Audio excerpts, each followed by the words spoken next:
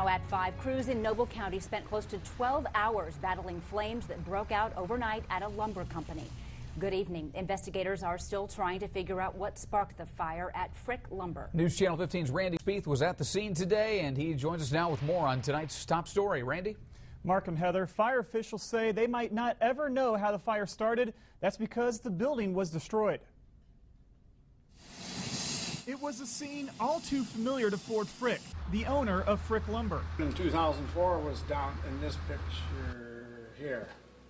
It was all this area here. It was from a small refrigerator in the break room that malfunctioned, and that's what started that fire.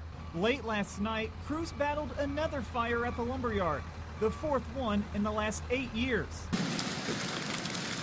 This is what it looked like overnight, and this was the scene before noon. But there's a lot of lumber in there to burn, and it burns fast. The destroyed building was the grading station. It's kiln-dried lumber, and it's most of the moisture's been taken out of the lumber and down to 5–6%, and that's, you can almost start lumber on fire with a match. It's that easy. Crews battled the fire for nearly 12 hours, but they had some help. It rained throughout the night and into the afternoon. By then, crews decided to let the rest of the building burn.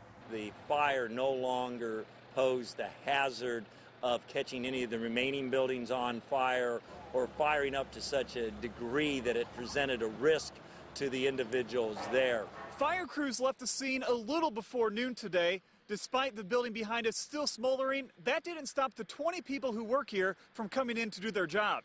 We're grading lumber in 2 other buildings and hope to be sawing before the day's over. We've got about 20 guys here that depend on work, and we're going to try to do it.